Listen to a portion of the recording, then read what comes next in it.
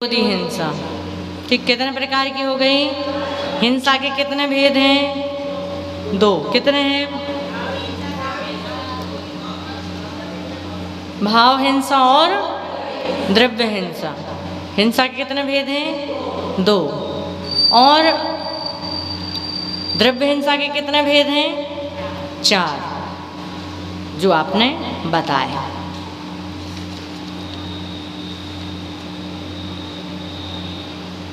राग कितने प्रकार का है? 2 प्रकार। कौन कौन सा? प्रशस्त राग और अप्रशस्त राग। प्रशस्त राग किसे कहते हैं? देवदास गुरु के प्रति भक्ति होना प्रशस्त राग है, और संसार के प्रति राग होना अप्रशस्त राग। ठीक है ना? ये अब यहाँ पर हम चलेंगे। हमने कुगुरु का स्वरूप, कुदेव का स्वरूप, कुधर्म का स्वरूप समझा। अब हम समझेंगे यहाँ पे गृहीत मिथ्याचारित्र का स्वरूप। किसका समझेंगे? गृहीत, क्या चलेगा? गृहीत मिथ्याचारित्र ही चलेगा ना। अब गृहीत मिथ्याचारित्र का, गृहीत मिथ्या ज्ञान हो गया ना था। कपलादि रचित श्रुत को अभ्यास, सो है कुबोध बहु ज्ञान को। जो कुबोध आदि है वो सब दुख देने वाला है, और कुगुरुओं के द्वारा रचा गया जो शास्त्र है वे सभी कैसे। थोड़ा सा तुम लोग पीछे हो जाओ, तुम लोग दिखता नहीं है, टेबल को थोड़ा पीछे कर लो, आगे वाली टेबल को। हमको भी नहीं दिखते तुम लोग, और तुमको हम भी नहीं दिखते, है ना, ये कमल के चलते।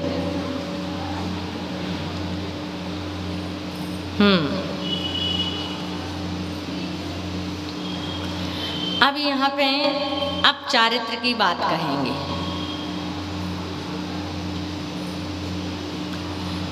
गृहीत मिथ्या चारित्र का स्वरूप। जो ख्याति लावे पूजादि चाह,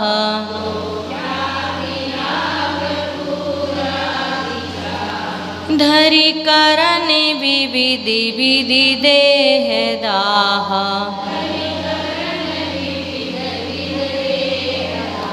आत्म अनात्म के ज्ञानहीन,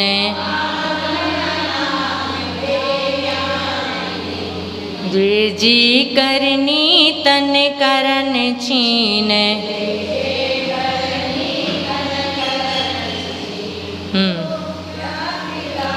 सभी लोग पढ़ें जोर से।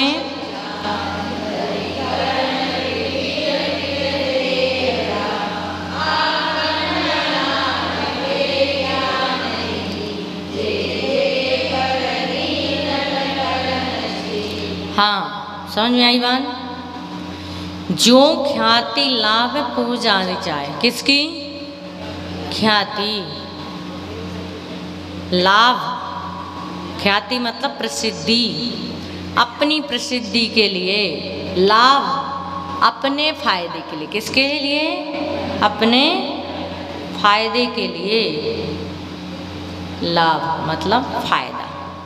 पूजादि चाह, आदर वगैरह। पूजादि चाह मतलब मान सम्मान, कि मैं तप करूँगा तो मेरा क्या बढ़ेगा? मान सम्मान बढ़ेगा। चाह इच्छा से। किससे? इच्छा से। धरी धारण करते हैं। करण विविध विधि देहदा, क्या करते हैं? अनेक प्रकार के भेषों को, अनेक प्रकार के तपों को धारण करते हैं। क्या? शरीर की करण धरी, करण विविध विधि, अनेक प्रकार के क्या करते हैं? तप आदि करते हैं। जो देह दाह, देह को क्या देने वाले हैं? कष्ट देने वाले। क्या देने वाले हैं? कष्ट देने वाले। समझ में आई बात? आत्म अनात्म के ज्ञानहीन। आत्मा और अनात्मा के ज्ञान से कैसे हैं? हीन है। यानी कि ये मेरा है, ये पर है, ये स्व है, ये पर है, इसके ज्ञान से कैसे हैं? वो अनभिज्ञ हैं, उसका उन्हें ज्ञान नहीं है।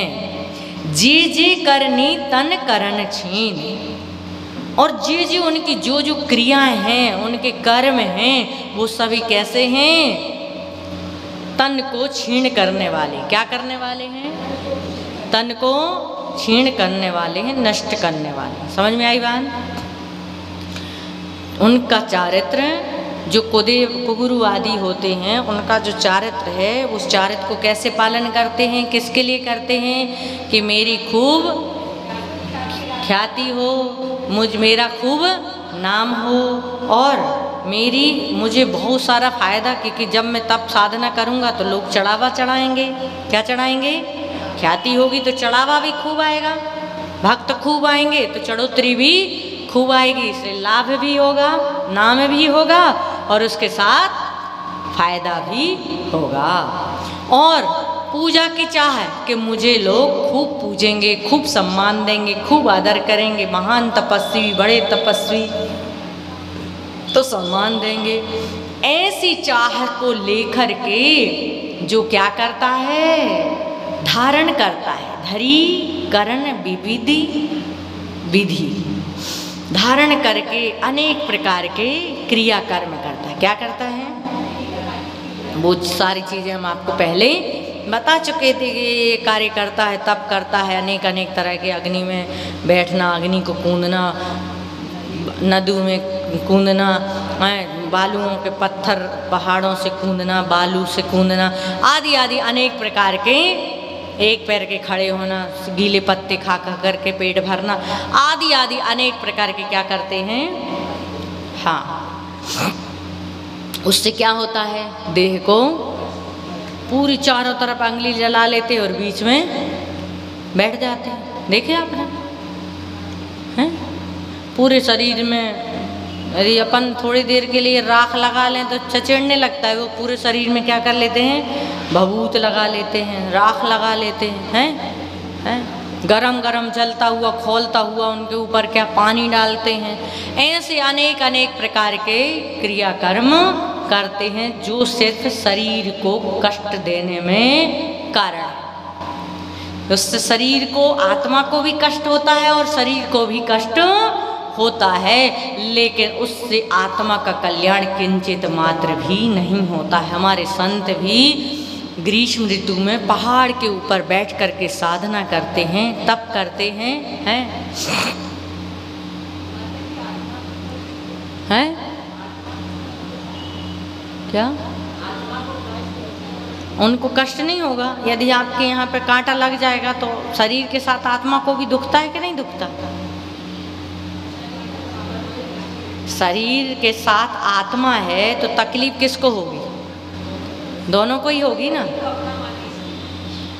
मानो या नहीं मानो, दर्द तो होगा।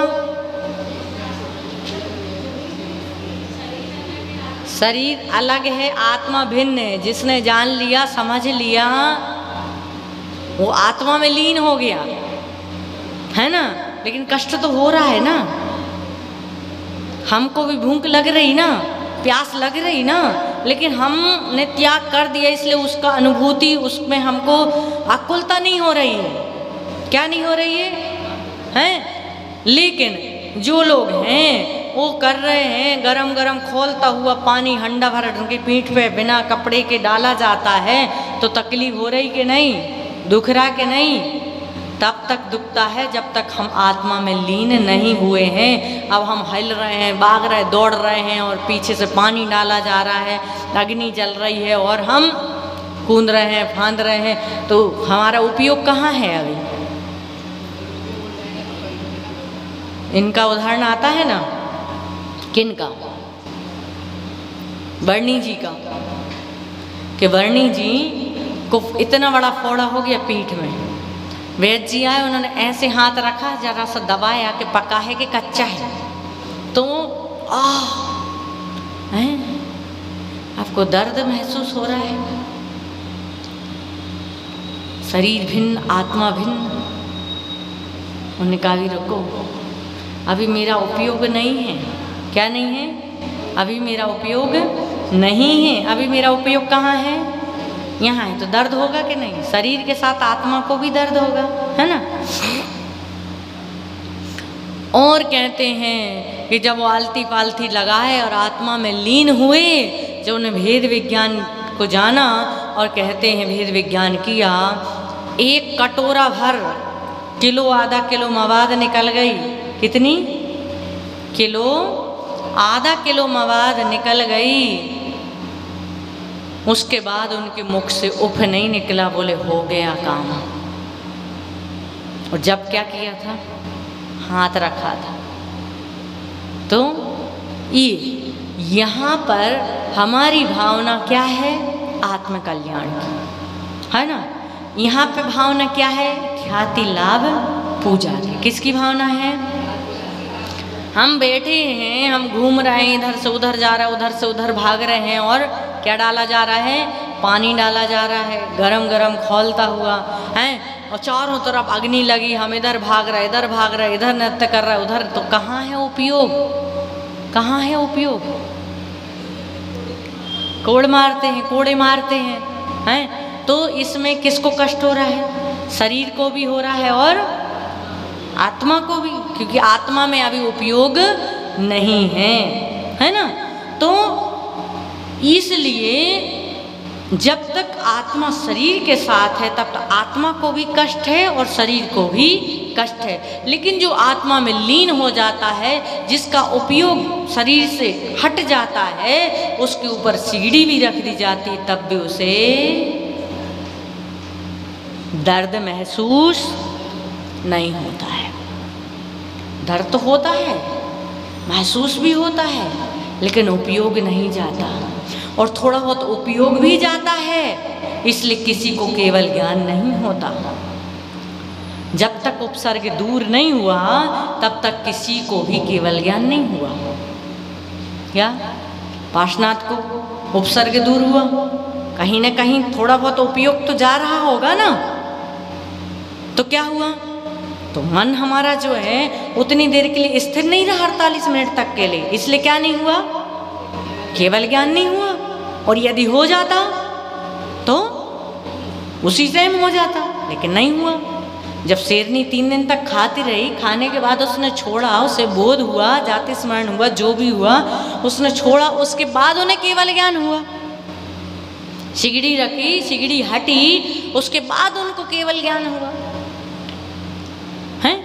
तो उपसर्ग वो थे अपने देशभूषण कुलभूषण, 24 घंटे से उपसर्ग हो रहा था, या ज़्यादा समय से जो भी है, या कम समय से उपसर्ग हो रहा था।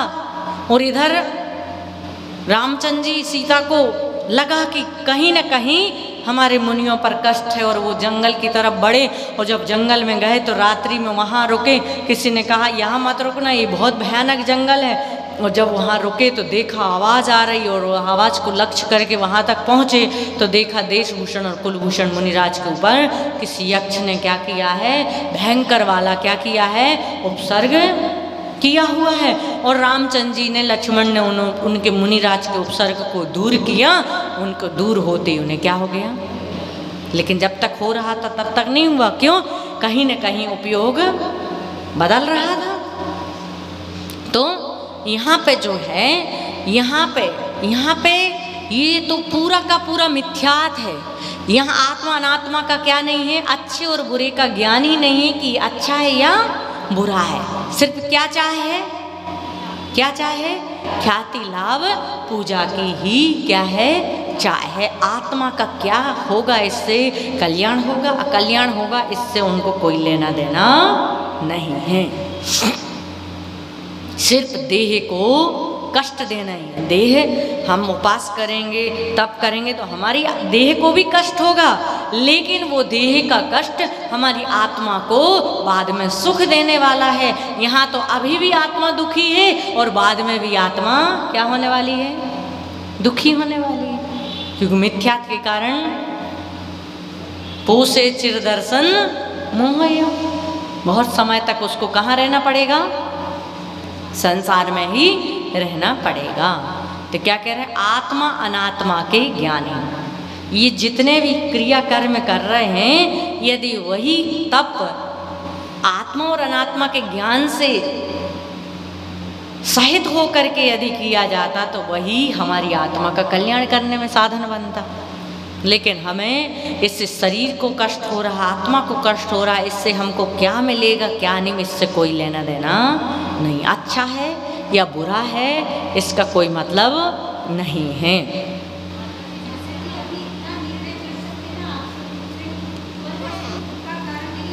जे जे करनी तन करन छीन, जे जे क्रिया कर्म हैं वो सब कैसे हैं, तन को ही छीण करने वाले हैं, नष्ट करने वाले हैं। इससे हमारी आत्मा का कुछ भी कल्याण होने वाला नहीं। इसका मतलब ये समझ में आया? सबको समझ में आया? क्या है समझ में? जो ख्याति लाभ पूजा की भावना से अनेक प्रकार के तप करते हैं, उससे उनके शरीर को क्या होता है, कष्ट होता है। क्यों? क्योंकि आत्मा और अनात्मा, अनात्मा है शरीर और आत्मा है जीव, तो इसका उन्हें ज्ञान नहीं है कि ये पर है ये स्व है। स्व और पर के ज्ञान से कैसे हैं वो, परे हैं। इसलिए उनकी जो क्रिया है वो सब तन को ही कष्ट देने वाली है, तन को ही छीण करने वाली है, ना कि हमारे कर्मों को छीण करने वाली। समझ में आई बात? आ गई सबको समझ में? नहीं आई? आ गई? बोलो क्या आई?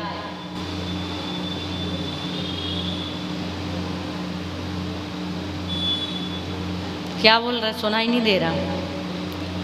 हाँ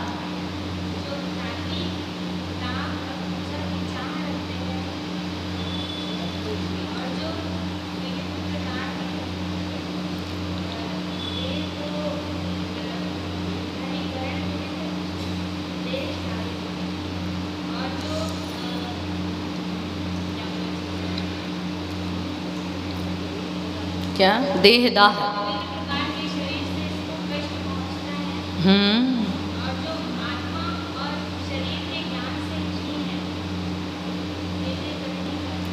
वे भी करनी, करनी मतलब तप, उनका जितना जो तप है वो सब कैसा है, तन को ही कष्ट देने वाला।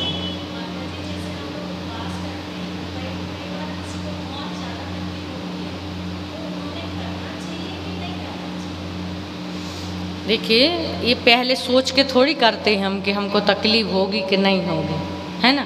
कर लेते हैं फिर उसके बाद तकलीफ होना चालू हो जाती है ना। इसलिए कहते हैं अभ्यास करते रहो, कभी अष्टमी का, कभी चतुर्दशी का, कभी किसी का, तो उससे क्या होता है, अब जिंदगी में जीवन में एक उपवास तो किया नहीं, बोले हम तो 10 उपवास करेंगे। क्यों?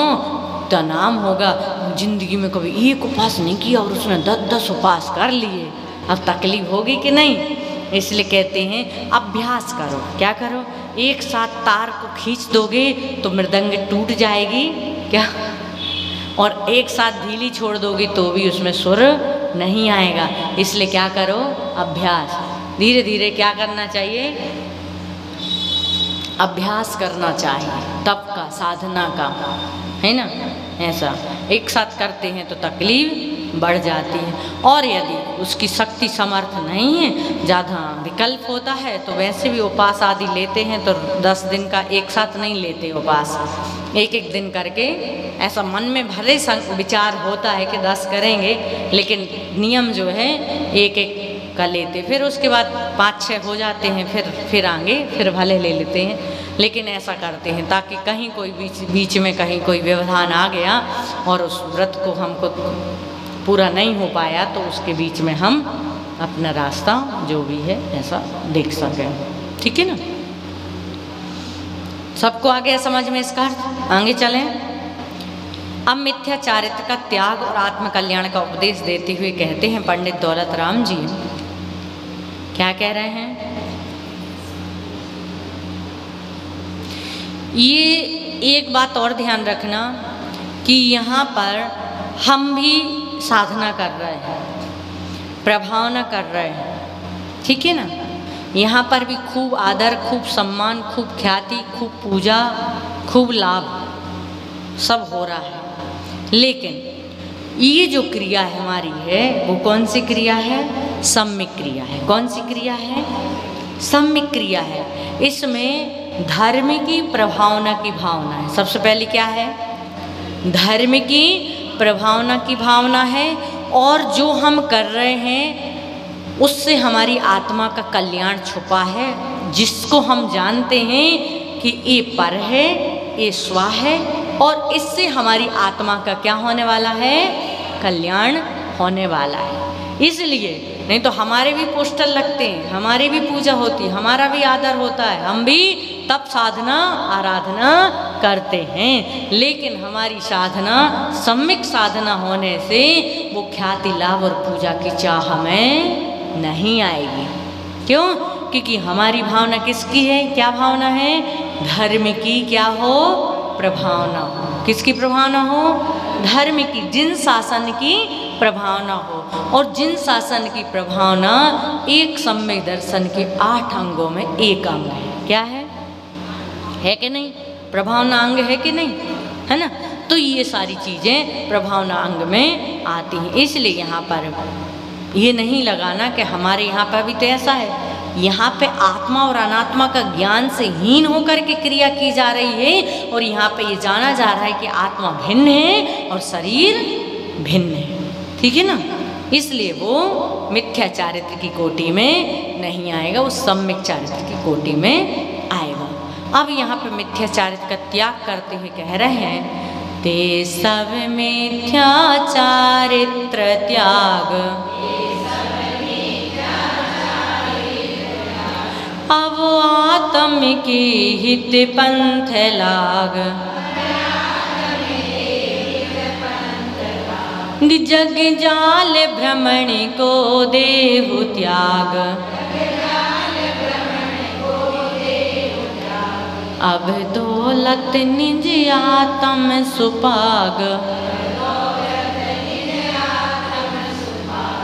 ते सब मिथ्या चारित्र त्याग, जग जाल भ्रमण को देहु त्याग, अब दौलत निज आत्म सुपाग। ठीक है ना? ये कह रहे हैं ते सब जो हमने समझा है, गृहीत मिथ्या दर्शन, गृहीत मिथ्या ज्ञान और गृहीत मिथ्या चारित्र। अगृहीत मिथ्या दर्शन, अगृहीत मिथ्या ज्ञान और अगृहीत मिथ्या चारित्र, जिसके कारण हम इन चारों गतियों में क्या हुए? भ्रमण किए हैं। इस पंच परावर्तन संसार में हम क्या हुए हैं? घूमे हैं। उसके किसके कारण घूमे हैं? इनके कारण हम घूमे हैं। इसलिए क्या होना चाहिए? इन सभी को हमें क्या करना है? त्याग करना है। ते सब भी सब मिथ्या चारित्र को त्याग कर अब आत्म के हित हमने भी माना है, कुगुरुओं को माना है, कुदेवों को माना है, सबको माना है, लेकिन अब हम उन सभी को क्या करते हैं? उन सभी का त्याग करते हैं। अब आत्म के हित पंथ लाओ, अब आत्मा का हित करने वाले पथ में लग जाओ। क्या लग जाओ? आत्म का हित, अब आत्म के हित पंथ लाग, है ना? अब क्या करो? अब उस पथ पे लगो। किस पथ पे लगो? जिससे हमारी आत्मा का क्या होने वाला है? कल्याण होने वाला है। ऐसे पथ में लग जाओ। जग जाल भ्रमण को देहु त्याग। किसको त्यागना है? हाँ, संसार का जग जाल, जंग जाल। क्या है? जंग जाल, जग जाल। संसार का जो जितना भी मकड़ी का जो जाला है, उसको छोड़ करके, भ्रमण को त्याग करके अब क्या करो? आत्मा के हित में। किसके लिए कह रहे हैं पंडित दौलत राम जी? किसके लिए कह रहे हैं? अपने लिए, तुम्हारे लिए नहीं कह रहे हैं। जग जाल भ्रमण को देहु त्याग, अब आत्म निज, अब दौलत निज आत्म सुपाक। हे दौलत राम, अब निज आत्मा में पाक, पाक मतलब लीन, पाक मतलब आप जो पाक बनाते ना पाक, कोई पाकते ना कोई चीज, जलेबी पाकते हैं और क्या पेठा और भी कई चीजें पाकने वाली होती ना, चाशनी में डालते हैं। जब तक उस चाशनी पूरे में क्या नहीं हुई है, रसगुल्ला, गुलाब जामुन, जब तक वो पूरा उसके अंदर भरा नहीं है रस, तक वो रसगुल्ला नहीं कहलाता। क्या कहलाता? गुल्ला। गोल मतलब गुल्ला, और उसमें पक गया तो क्या बन गया? रस भर गया तो रसगुल्ला है। अब सबके चेहरे पे मुस्कुराहट आ गई रसगुल्ले का नाम सुनते। तो अपनी जो बात हम काम करते ना, वो बात आ जाए तो सबको समझ में आ जाती। तो पग ना ऐसे जैसे शक्कर की चाशनी में कोई वस्तु डाल दो तो वो पूर्ण रूप से क्या हो जाती है, उसमें पग जाती है। ऐसे ही तुम भी अपनी आत्मा में क्या हो जाओ, पग जाओ, अर्थात अपनी आत्मा में डूब जाओ, अपनी आत्मा में क्या हो जाओ, लीन हो जाओ। ऐसा कौन कह रहे हैं? पंडित दौलत राम जी अपने आप के लिए कह रहे हैं, और हम अपने आप के लिए कह रहे हैं कि हम भी अपने आत्मा में लीन हो जाएं और संसार का जितना जगजाल है उस सभी जगजाल को क्या कर दें, छोड़ दें। समझ में आई बात? क्या ही समझ में? ते सब मिथ्या चारित्र त्याग, वही सभी प्रकार के मिथ्या चारित्र का क्या करना है, त्याग करना है। किस में लगना है? आत्मा के हित के मार्ग में। पथ मतलब मार्ग, आत्मा के हित के मार्ग में हमको लगना है। जगजाल संसार कैसा है? मकड़ी का जाल है। इसलिए कहते हैं जब तक दो पैर होते हैं तब तक क्या होता है, इंसान। क्या होता है? दो पैर किसके होते हैं? चार पैर होते ही जानवर, छह पैर होते ही मक्खी दिन भर घूमती, अपने सिर पे ही ठोकती रहती। देखिए आपने उसके दो ढंग होते ना, वो ऐसे ऐसे टोंकड़े मारती रहती है अपने सिर में, सिर ही धुनती रहती है। ऐसे हम भी छह पैर होते ना, बच्चे अरे कहाँ से पैदा कर लिया और जी को जंजाल हो गया, जान खा ली है। काका बोल देते हैं हम जब अपने बच्चे को क्या करते हैं, बड़ा करते हैं। कितनी ज़्यादा तकलीफ, अभी तक सिर्फ हम दो थे, कोई विकल्प नहीं था, 2 से 4 हुए, थोड़ा विकल्प बढ़ा, और 2 से क्या हो गए, 6 हो गए, बहुत विकल्प। अब हम अपने आप को ही ढूंढते रहते हैं। इतना परेशान करता है बच्चा, हे माता जी कौन सा पूर्व जन्म में ऐसा कौन सा पाप किया था, बच्चा बिल्कुल खाता नहीं है, पीता नहीं है, सुनता नहीं है, इतना परेशान करता है जिसकी कोई हद नहीं है। मतलब सिर को ही ढूंढते रहते हैं। और उसके बाद में फिर क्या हुआ, एक और हो गया। अब क्या बन गए हम, मकड़ी हैं। अब पहले इस बच्चे की टट्टी उठाई हैं, उसके मल को साफ किया, उसके बाद में फिर दूसरे को किया, फिर उसकी पढ़ाई का, लिखाई का, फिर बड़ा हुआ तो शादी का, अब शादी हुई तो पोते की उठाई, उसकी धोई हैं। कितना अब चाहते भी हैं कि क्या कर लें, क्या कर लें, निकल जाएं, तो अब निकल नहीं पाते। ये घर में एक बीवी आई, दोस्त मिलने आए, बोले मैं जब शादी करके आई थी घर में इतने मच्छर थे पूछो मत, अब ठीक है, अब मच्छर भाग गए। पति बोला मच्छर बोल के गए हैं। क्या बोल के गए हैं, हमसे ज़्यादा पीने वाली आ गई इसलिए अब हमारा कोई काम नहीं है। ये संसार का क्या है, जगजाल है। तो इसको क्या करना है, क्या करना है, छोड़ना है। हाँ, मकड़ी का जो जंग जाल है उसको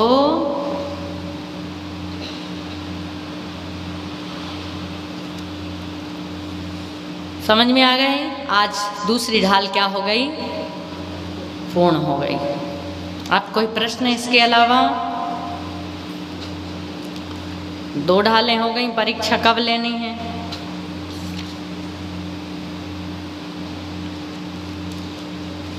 अभी समय है थोड़ा सा,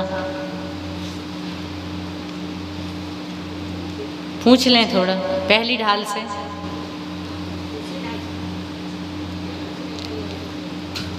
तो सुन लें आप, इस ग्रंथ का नाम क्या है?